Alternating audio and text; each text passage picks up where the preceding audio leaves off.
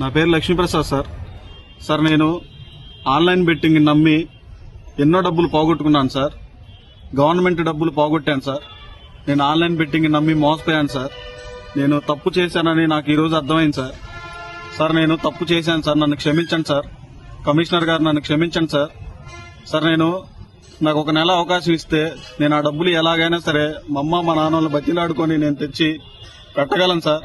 నాకు ఒక అవకాశం ఇవ్వండి సార్. ఈ రోజు నేను చేసిన తప్పు వల్ల నా భార్య పిల్లలు మేమంతా రోడ్డు మీద పడి ఉన్నాం సార్. పిల్లలు 2 రోజుల నుంచి ఏం తినలేదు సార్. ఎన్నో ఇబ్బందులు పడుతున్నాం సార్. సార్ నాకు ఒక నెల అవకాశం ఇప్పించండి సార్. నేను తప్పు తెలుసుకున్నాను సార్. ఈసారి మళ్ళా రిపీట్ చేయండి సార్. నాకు ఒక్క అవకాశం ఇవ్వండి సార్. కమిషనర్ గారు, సార్ కలెక్టర్ సార్, ఒక్క అవకాశం ఇప్పించండి సార్ నాకు. సార్ నేను ఒక నెల నాకు సమయం ఇస్తే నేను ఆ డబ్బులు మొత్తం రిటర్న్ చేస్తాను సార్. రెండోసారి జరగదు సార్ ఈ తప్పు. సార్ నేను ఇప్పుడు చచ్చిపోదామని, సూసైడ్ చేసుకుందామని నా భార్య పిల్లలను డిసైడ్ అయ్యాను సార్. సార్ క్షమించండి సార్ మమ్మల్ని.